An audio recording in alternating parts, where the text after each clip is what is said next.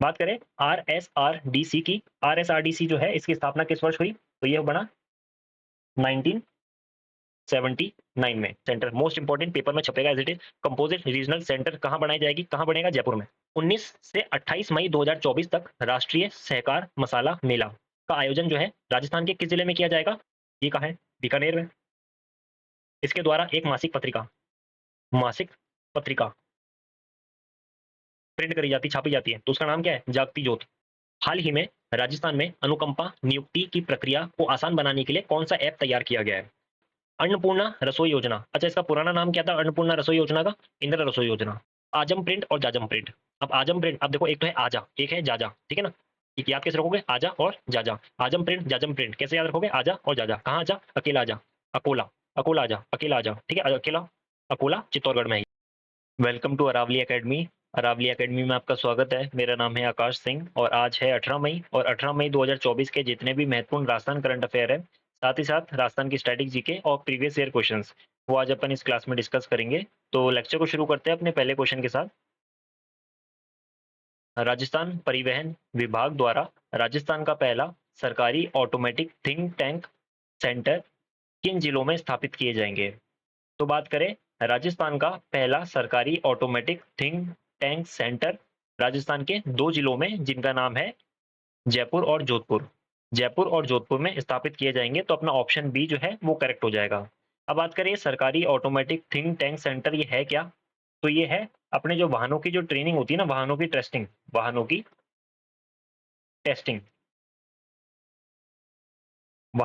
Testing की जाएगी यहाँ पे। अब ये किस प्रकार की टेस्टिंग है? ठीक है, तो वाहन जो ऑटोमेटिक, ये पहली बात तो क्या है, ये ऑटोमेटिक वाहन, ऑटोमेटिक वाहन टेस्टिंग सेंटर भी कहते हैं इसको। क्या कहेंगे इसको? ऑटोमेटिक वाहन टेस्टिंग सेंटर। कि भैया अपनी जो गाड़ी है, जो वाहन है गवर्नमेंट के सरकारी, वो ठीक है भी या नहीं है, उनकी टेस्टिंग की जाएगी। भैया उसमें किसी भी प्रकार की दिक्कत होगी तो फिर मेंटेनेंस होगी उसकी। ठीक है, अब ये राजस्थान परिवहन विभाग द्वारा जो है इसको चलाया जाएगा। अब बात करें इसको जो है संचालन इसका किसके द्वारा किया जाएगा? तो वो किया जाएगा RSRDC, एक संस्था है अपने राजस्थान के अंदर, जिसकी फुल फॉर्म क्या है? Rajasthan Rajasthan state road development, Rajasthan state road development and construction limited, and construction limited. Rajasthan राज्य सड़क विकास एवं निर्माण निगम लिमिटेड, या निर्माण निगम लिमिटेड। ठीक है, बात करें RSRDC की। RSRDC जो है इसकी स्थापना किस वर्ष हुई? तो ये बना 1979 में। इसकी स्थापना किस वर्ष हुई? 1979 में। ये याद रहेगा। आगे बढ़ते हैं। अब देखो ये जो है ना पहला सरकारी ऑटोमेटिक थिंक टैंक, ये क्या है? इसकी घोषणा जो है ना वो अपने 2023-24 वाला बजट था ना, उसी में कर दी गई थी। बोला कि हम बनाएंगे। तो अब जो है इसकी जो है स्थापना जो है वो उसकी घोषणा कर दी गई है। ठीक है, उस समय बजट में बोला गया था, अब इसके बारे में बता दिया गया भैया हम तो बना रहे हैं। तो 2024-25 का जो बजट है उसके बारे में, उसकी कुछ महत्वपूर्ण तथ्य के बारे में अपन जान लेते हैं कि दिव्यांगों के कौशल विकास के एवं शिक्षा और चिकित्सा सुविधाओं के लिए, किसके लिए? कौशल विकास, शिक्षा और चिकित्सा सुविधाओं की वृद्धि के लिए किस शहर में composite regional centre, most important paper में छपेगा as it is, composite regional centre कहाँ बनाई जाएगी, कहाँ बनेगा? जयपुर में। कहाँ बनेगा? जयपुर में। किसके लिए बनेगा? दिव्यांगजनों के लिए। किसके किसके लिए बनेगा? दिव्यांगजनों के लिए।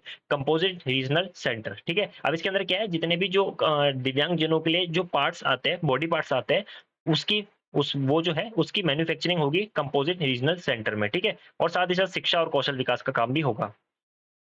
अपने जो 60 से 80 वर्ष तक की आयु के वरिष्ठ नागरिक है ना, उनको रोडवेज की बसों में सफर पर 30% के स्थान पर कितने परसेंट का छूट मिलेगा? तो वो मिलेगा 50% जो है वो ऑफ कर दिया गया है। ठीक है, 50% का छूट मिलेगा किराए पर। मुख्यमंत्री विश्वकर्मा पेंशन योजना, मुख्यमंत्री विश्वकर्मा पेंशन योजना क्या है?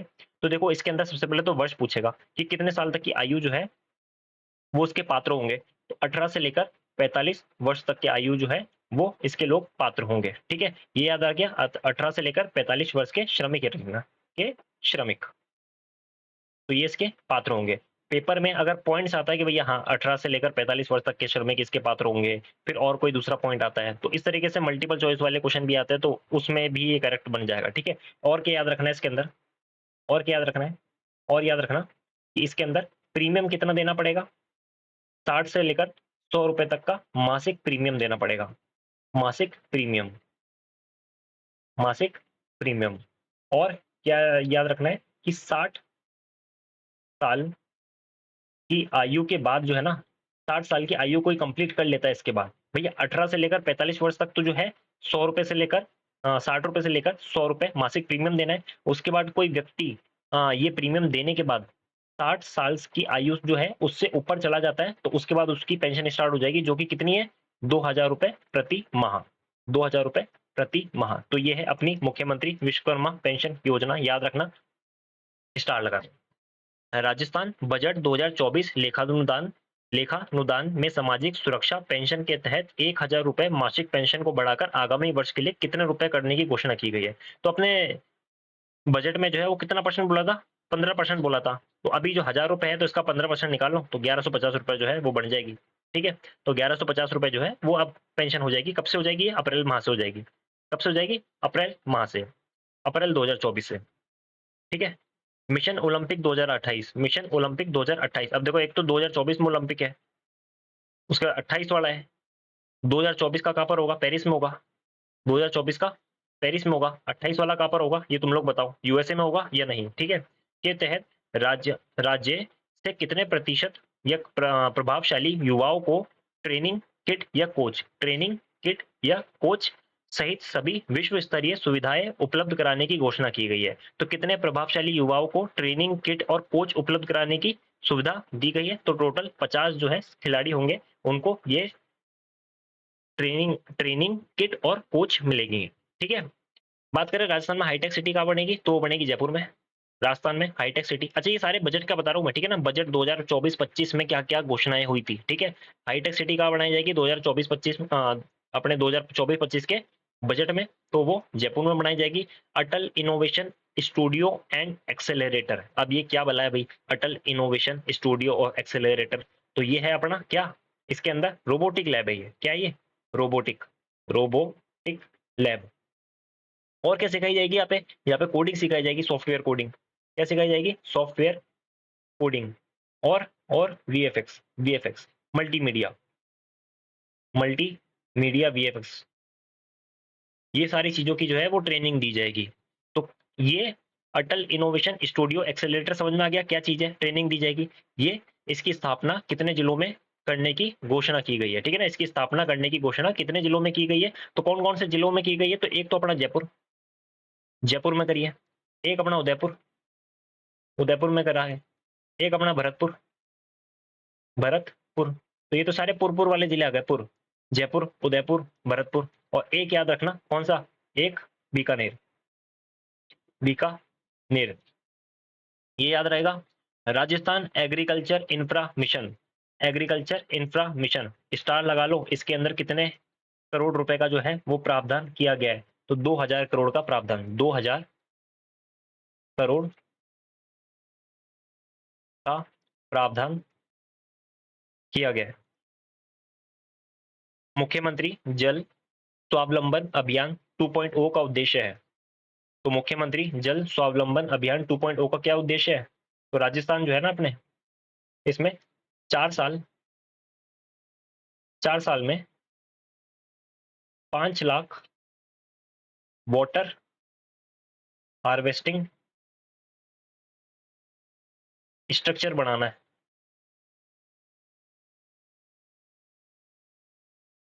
4 साल में 5 लाख वाटर हार्वेस्टिंग स्ट्रक्चर को तैयार करना है। अब ये वाटर हार्वेस्टिंग स्ट्रक्चर है क्या, ठीक है, अब ये वाटर हार्वेस्टिंग स्ट्रक्चर क्या है, तो ये है अपने सिंचाई के लिए जो भी चीजें जो है काम में आती है, अब बड़े से वो नदी, नहरें, कुछ भी हो सकती है, नदी, नहरें, तालाब इत्यादि, अब कुछ भी हो सकते हैं, नदी हो सकती है, नहरें हो सकती है, तालाब हो सकती है, तो इन्हीं को बोलते हैं वाटर हार्वेस्टिंग स्ट्रक्चर, जिससे पानी से सिंचाई हो सके वो स्ट्रक्चर। ऐसे स्ट्रक्चर जो है 5 लाख तैयार करने हैं, ठीक है। प्रधानमंत्री सूर्योदय योजना का संबंध जो है वो किससे है? तो बात करें प्रधानमंत्री सूर्योदय योजना, सूर्योदय नाम से याद रह रहा है, सौर ऊर्जा, सौर ऊर्जा से संबंधित है, सौर ऊर्जा से संबंधित है। लेकिन आजकल पेपर वाले जो है वो थोड़ा एडवांस हो चुके हैं, वो क्या पूछते हैं कि भैया इसका लक्ष्य क्या है, इसका डेटा बताओ तुम लोग, ठीक है। तो डेटा बताना है, सौर ऊर्जा से काम नहीं चलेगा, तो डेटा क्या है? तो इसके अंदर जो है 1 करोड़ घरों को, 1 करोड़ घरों को सौर ऊर्जा से, सौर ऊर्जा से बिजली देना, बिजली देना, ये याद रहेगा। प्रधानमंत्री सूर्योदय योजना का क्या लक्ष्य है? तो 1 करोड़ घरों को सौर ऊर्जा से बिजली देना। और agriculture, Rajasthan agriculture infra mission में 2000 करोड़ का प्रावधान है। हाईटेक सिटी जयपुर में बनेगी। और वैसे ही विश्वकर्मा पेंशन योजना में जो एज याद रखनी है वो है 18 से 45 वर्ष के श्रमिक है इसके, ठीक है। अब बढ़ते अगले क्वेश्चन की तरफ। 19 से 28 मई 2024 तक राष्ट्रीय सहकार मसाला मेला का आयोजन जो है राजस्थान के किस जिले में किया जाएगा? तो राष्ट्रीय सहकार मसाला मेला जो है हर साल, देखो हर साल एक ही जगह पे लगता है, वो कहाँ लगता है? अपने जयपुर में। कहाँ लगता है? जयपुर में। अभी सहकार मसाला मेला जो है क्यों लगता है इसके अंदर? तो बेसिकली जो राज्य जयपुर है ना, जयपुर वासियों को शुद्ध मसाले मिलते हैं, एक तो इससे जयपुर वासियों को शुद्ध मसाले एक ही जगह पर मिलते हैं। और क्या मिलते हैं इसमें? किसानों का फायदा होता है, किसानों का फायदा होता है। ये 2 पॉइंट याद रखने हैं कि राष्ट्रीय सहकार मसाला मेला हर बार की तरह इस बार भी जयपुर में लगेगा। कब लगेगा? 19 से लेकर 28 मई 2024 जयपुर में, ठीक है। और कहाँ लगेगा? ये इंपॉर्टेंट पॉइंट है, कहाँ लगेगा? जवाहर कला केंद्र में, जवाहर कला केंद्र में लगेगा। और जवाहर कला केंद्र की एक बात बताओ, ये पहली बात तो जयपुर में तो है ही, कि इसकी स्थापना कब हुई थी? तो वो हुई थी 1993 में। ये याद रखना है, पॉइंट इंपॉर्टेंट, 1993 में, ठीक है। एक चीज और बताओ मुझे कि अपना जो राष्ट्रीय राष्ट्रीय मसाला बीज अनुसंधान केंद्र, अब ये सारे देखो वो क्वेश्चन है जो प्रीवियस ईयर में आ रखे हैं। मैं सारे क्वेश्चन जितने भी लेकर आता हूँ वो प्रीवियस ईयर क्वेश्चन में, ये प्रीवियस ईयर पेपर में आ रखे होते हैं मोस्टली, तो मोस्टली 90% की बात कर रहा हूँ मैं, ठीक है ना। तो किसी ना किसी में आ रखे होते हैं, 100% ही आ रखे होते हैं, मैं तो मानूं, ठीक है, क्योंकि सारे ही इंपॉर्टेंट है।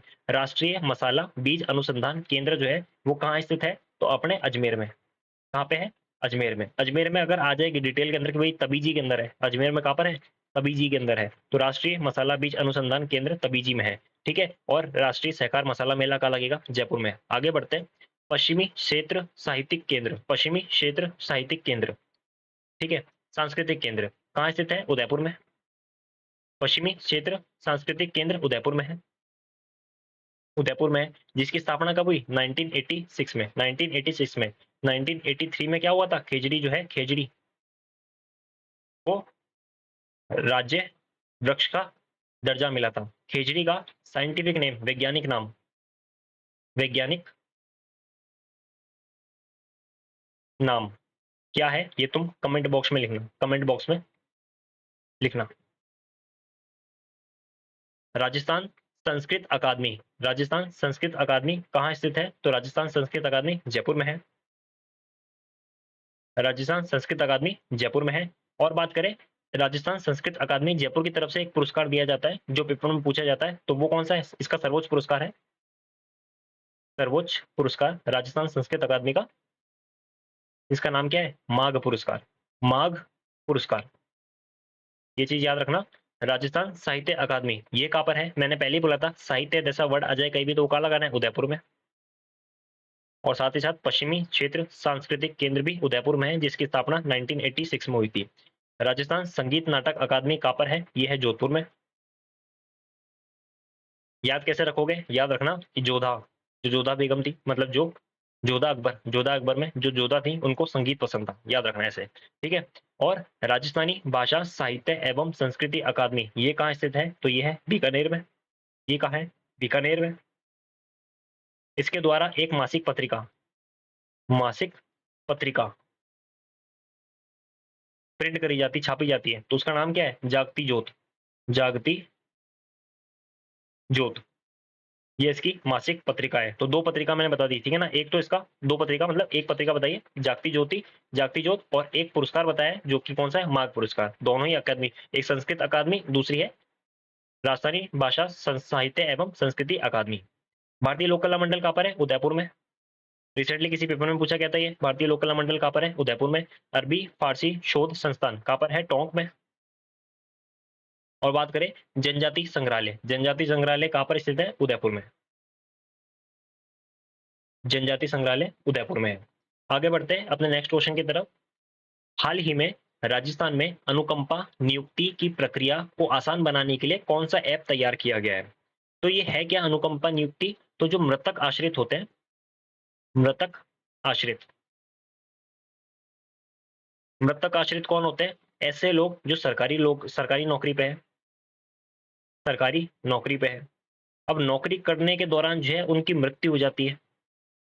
अब उनकी जगह पे जो परिवार वाले जो है उनको नौकरी लगती है, जो परिवार के लोग हैं जिनकी नौकरी लगती है, अब ऐसे परिवार के लोगों को ही बोलते हैं मृतक आश्रित। जो मृतक पे आश्रित हो, वो परिवार वालों की नौकरी जो है उन्हीं को बोलते हैं अनुकंपा नियुक्ति। ऐसी नौकरी लगना उसको क्या बोलते हैं? अनुकंपा नियुक्ति। ये तो पॉइंट समझ में आ गया। तो अब अनुकंपा नियुक्ति में दिक्कत ये हो रही थी कि बहुत सी बार जो है जैसे कोई कर्मचारी की डेथ हो जाती है, उसके बाद उनके परिवार वालों की नौकरी को लगने में जो है ना वो 4 साल, किसी को 2 साल, किसी को 5 साल, किसी की अब तक नहीं लगी, है ना? तो ये दिक्कत आ रही थी। तो अब इसके लिए जो है अनुकंपा ऐप, तो अपना ऑप्शन बी जो है वो करेक्ट हो जाएगा। अनुकंपा ऐप जो है ये तैयार किया गया है, ये बनाया गया है। अब इसके अंदर क्या होगा? स्टेटस देख सकते हो आप अपना, ठीक है ना? अब स्टेटस जैसे ई मित्र पे तुम ट्रांजैक्शन आईडी है ना, उसके थ्रू जो है अपना स्टेटस देख सकते हो ना। कोई भी तुम पोर्टल पे या योजना पे एनरोलमेंट करा रहे होते हो तो स्टेटस देख सकते हो। वैसे ही अनुकंपा ऐप में भी जो है ऐसी नियुक्ति के रिगार्डिंग स्टेटस देख सकते हैं अनुकंपा ऐप में। तो अपना ऑप्शन बी करेक्ट हो जाएगा। ठीक है, आगे बढ़े, आगे बढ़ते हैं। माँ वाउचर योजना, माँ वाउचर योजना का संबंध किससे है? तो माँ वाउचर योजना जो है, अब देखो इसमें शब्द भी आ रहा है माँ, तो किससे संबंधित है? निशुल्क सोनोग्राफी से। निशुल्क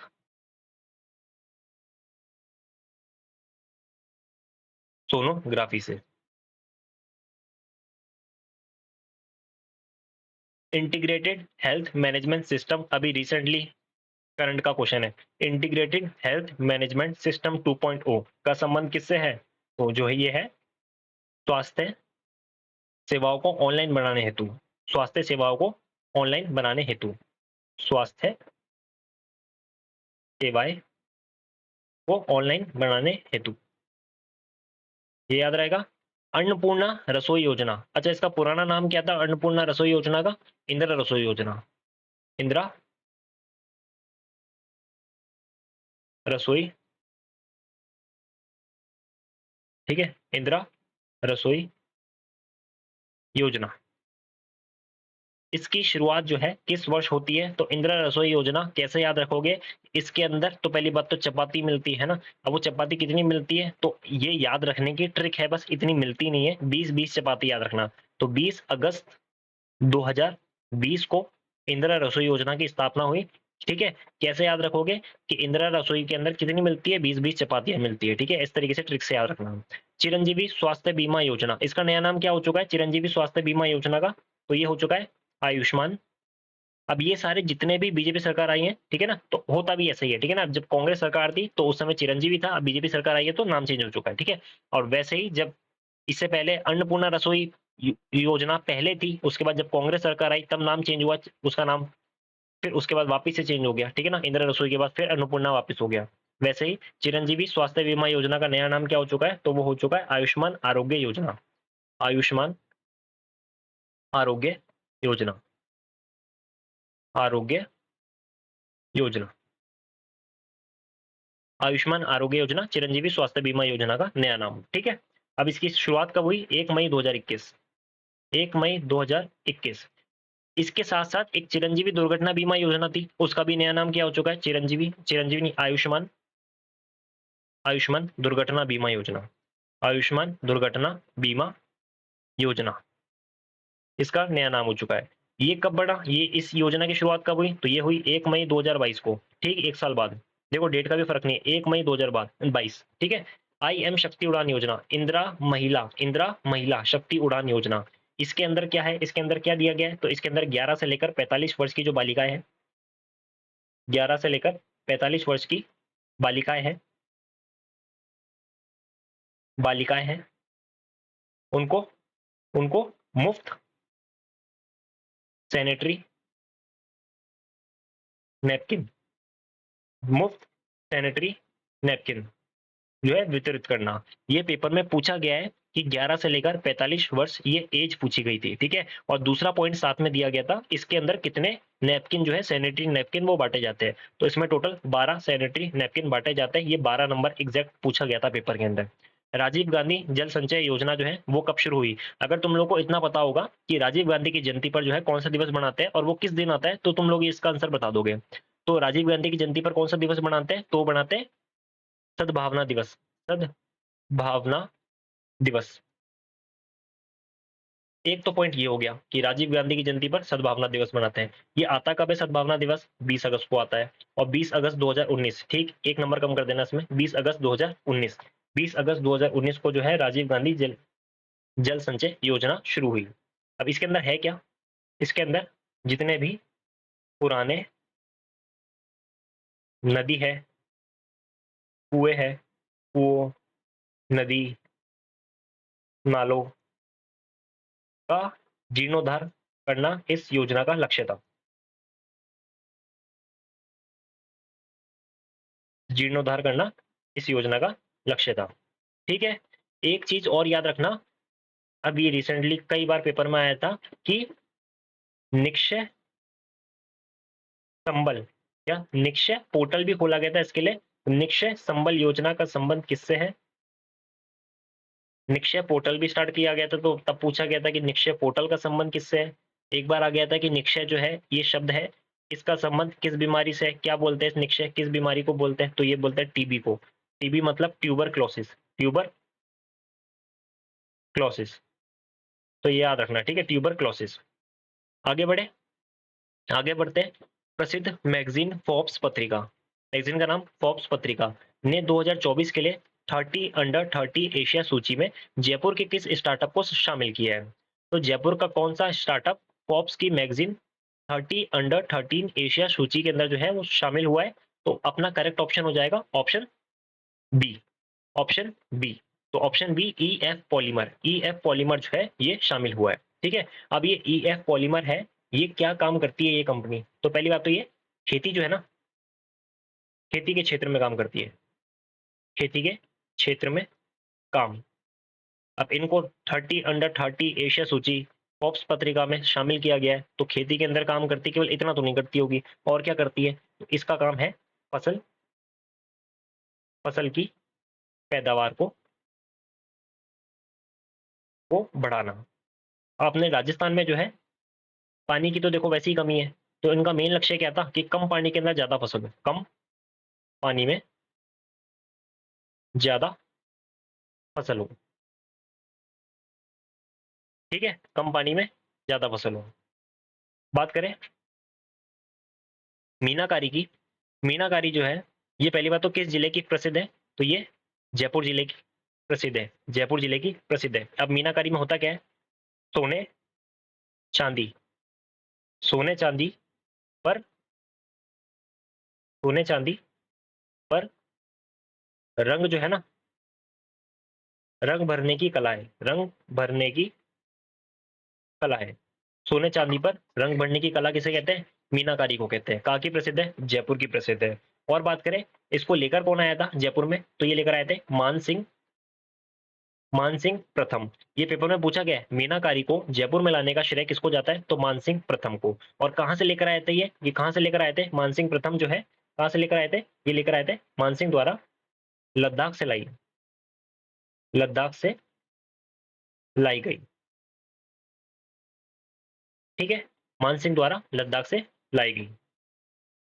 थेवा कला की बात करें, थेवा कला कहाँ की प्रसिद्ध है, प्रतापगढ़ की, थेवा कला प्रतापगढ़ की प्रसिद्ध है। और इसमें होता क्या है, इसमें कांच पर सोने की चित्रकारी करना, कांच पर सोने की चित्रकारी करना सेवा कहलाता है। ठीक है। अच्छा, इसके लिए प्रसिद्ध जो है कौन है, इसके लिए प्रसिद्ध जो है कौन सा परिवार है, तो वो है सोनी परिवार। सोनी सोनी परिवार। अपना जो थेवा कला है ना प्रतापगढ़ की, इसको जीआई टैग भी मिल रखा है। जीआई टैग की फुल फॉर्म क्या होती है, geographical geographical indication, geographical indication. ठीक है, जियोग्राफिकल इंडिकेशन। ब्लू पॉटरी जो है किस जिले की प्रसिद्ध है, ब्लू पॉटरी है जयपुर की। और मैंने याद कराया था इससे पहले, ब्लू पॉटरी, ब्लू कलर का याद क्या रखना है, ब्लू से ब्लू कप, ब्लू से ब्लू कप, ब्लू से ब्लू कप। ठीक है, तो कप से क्या याद रखोगे, कृपाल सिंह शेखावत। कृपाल सिंह शेखावत जो है इसके प्रमुख शिल्पकार है। ब्लू पोट्री जो है किससे संबंधित है, तो वो है कृपाल सिंह शेखावत। तो ब्लू कब से याद रखना, और कहाँ की है, जयपुर की। बात करें टेराकोटा की, टेराकोटा कहाँ की प्रसिद्ध है, तो ये है मोलेला रासमन, मोलेला रासमन, मोलेला राजसमंद की प्रसिद्ध है टेराकोटा। ठीक है, आगे बढ़े, आगे बढ़ते हैं। दाबू प्रिंट की, दाबू प्रिंट कहाँ पर आती है, अब देखो इसको याद करने की ट्रिक मैं जो है वो इधर ही बता दूंगा क्लास में। तो दाबू प्रिंट जो है, जैसे अब तुम किसी चीज के ऊपर बैठ गए, बैठ गए, ठीक है, अब वो चीज दब जाएगी, अब दब जाएगी तो वो टूट जाएगी। तो याद रखना, किसी चीज को अगर तुमने दबा दिया तो क्या हो जाएगी, टूट जाएगी। कहाँ पर है, चित्तौड़, तोड़ दी जाएगी, चित्तौड़, चित्तौड़। ठीक है, चित्तौड़गढ़, चित्तौड़गढ़, चित्तौड़गढ़ में कहाँ पर, अकोला चित्तौड़गढ़। ठीक है, अकोला, अकोला चित्तौड़गढ़, अकोला चित्तौड़गढ़। याद रखना, अकोला चित्तौड़गढ़। दाबू प्रिंट, किसी चीज को दबा दिया तो वो तोड़ जाएगी। आजम प्रिंट और जाजम प्रिंट। अब आजम प्रिंट, अब देखो एक तो है आजा, एक है जाजा, ठीक है ना।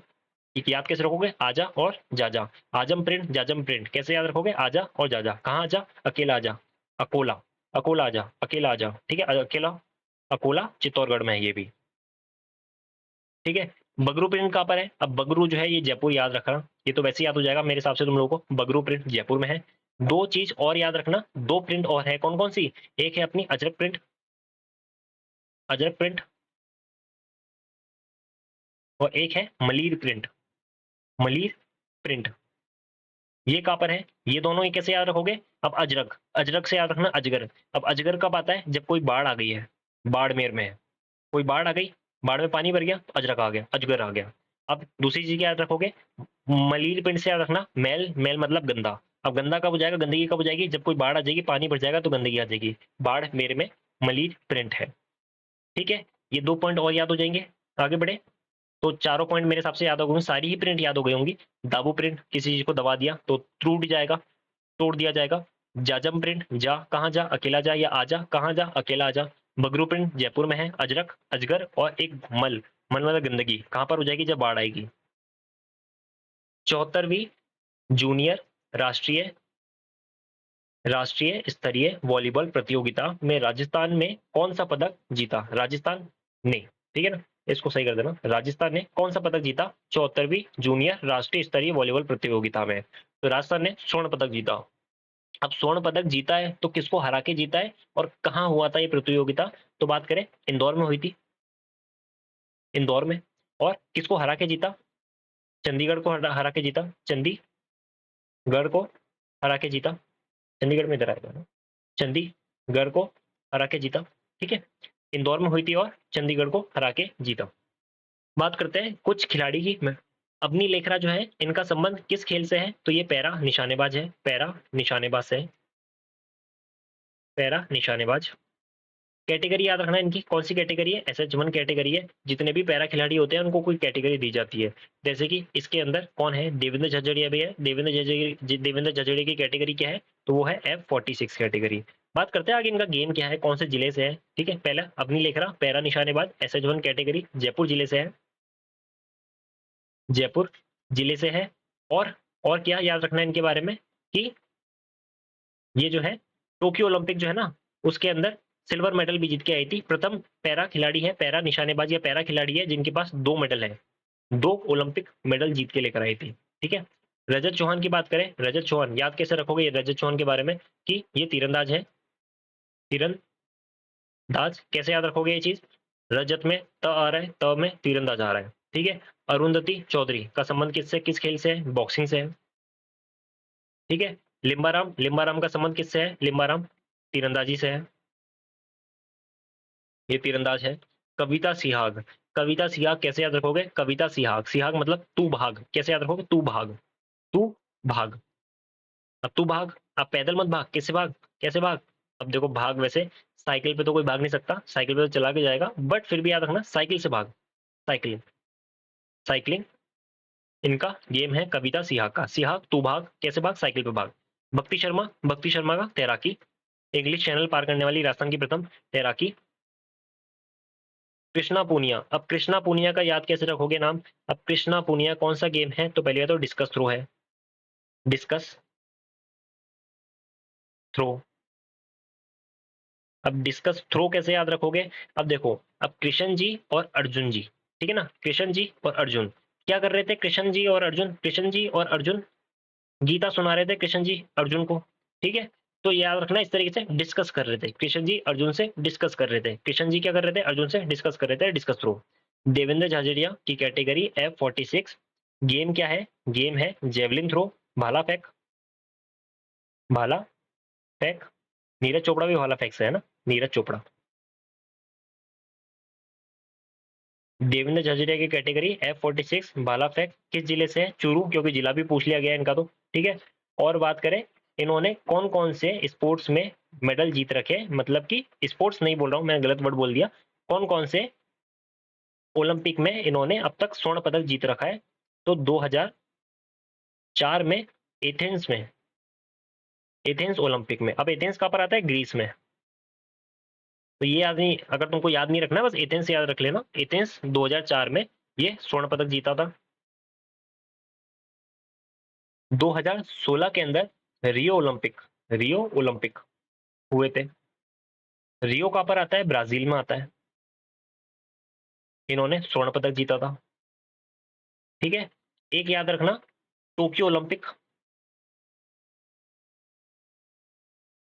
अब देखो इनके आगे ना पैरा ओलंपिक लगा देना सबके आगे, जैसे मैं बता रहा हूँ, अगर एथेंस ओलंपिक तो एथेंस पैरा ओलंपिक है वो, रियो पैरा ओलंपिक है क्योंकि देवेंद्र जडेजा पैरा खिलाड़ी है, और टोक्यो पैरा ओलंपिक कब हुए थे, 2020 में, यहाँ पे इन्होंने सिल्वर मेडल जीता था, सिल्वर मेडल जीता था।